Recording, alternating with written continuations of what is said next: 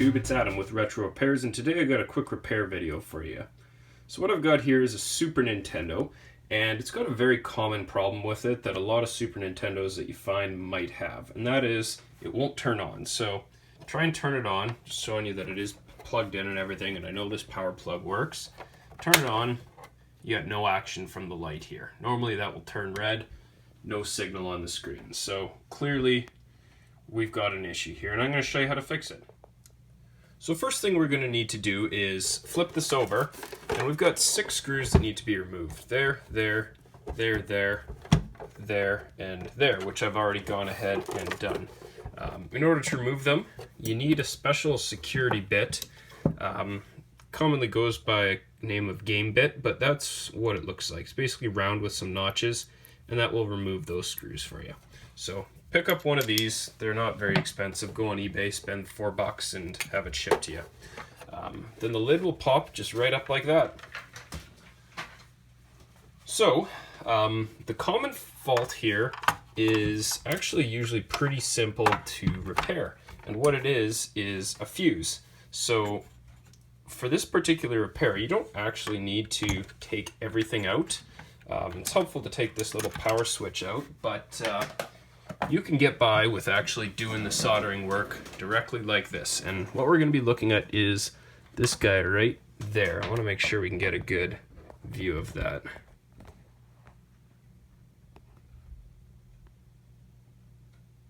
There we go.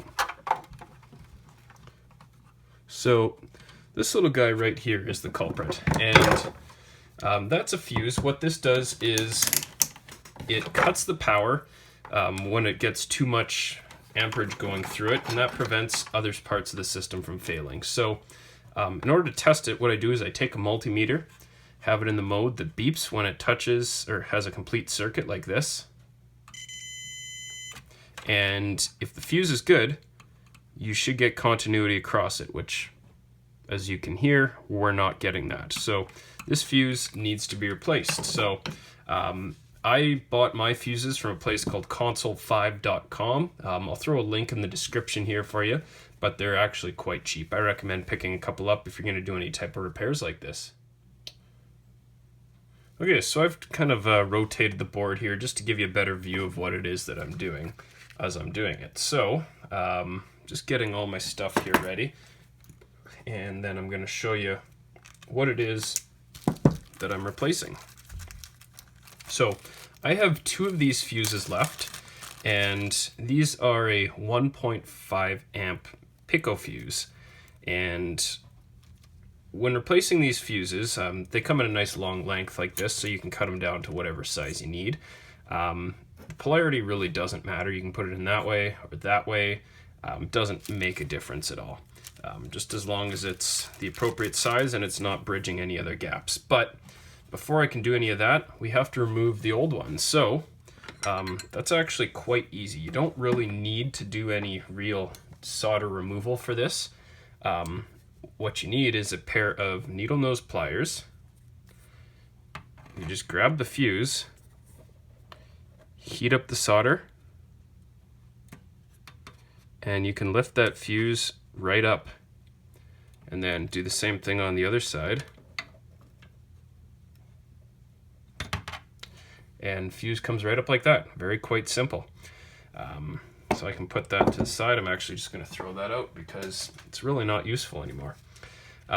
What I like to do, now this step is optional, but I like to try and clean up some of this pad. So take my solder wick, just try and absorb a good amount of that old solder. And I'm going to put down some new stuff.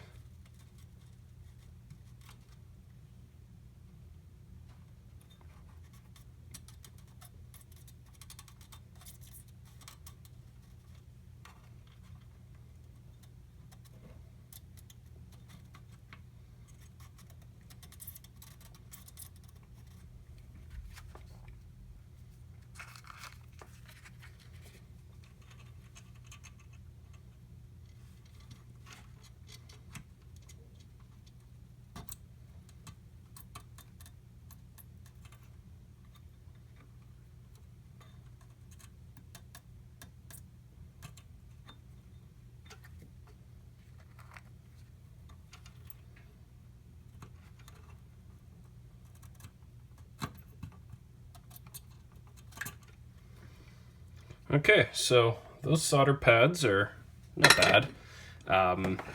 Next step is clean those pads. So I'm going to throw on get some alcohol on a Q-tip and just give those a good scrub. Thing here is we want to get the flux residue off.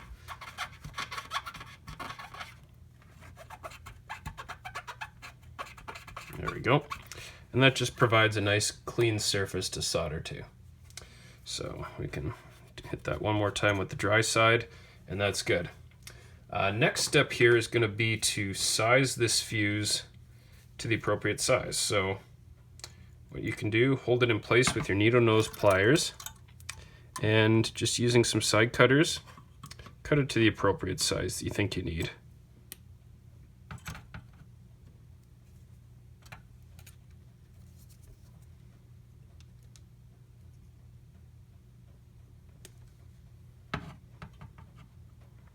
That should do the trick.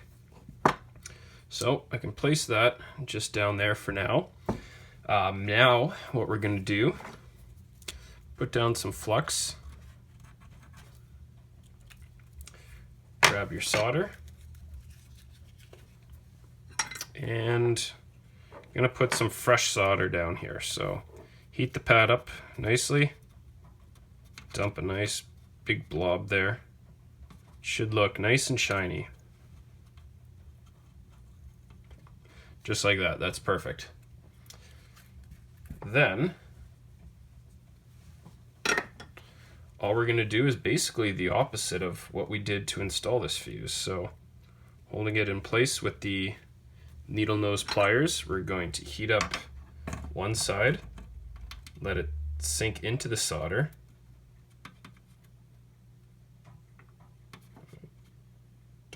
Position of that there, just like that. Oops.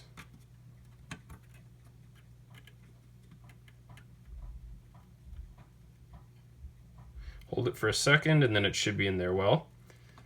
Now get a reposition with those pliers.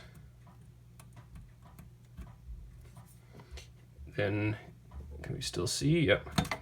Heat up the other side and embed it in that solder. So that's not really in there great, but it's tacked down, so I can go back, reheat this up, kind of get the solder to go over top of it, and add a little bit more solder just to really embed that leg. That's about perfect there. And this one, same idea. Just gonna put some pressure downwards.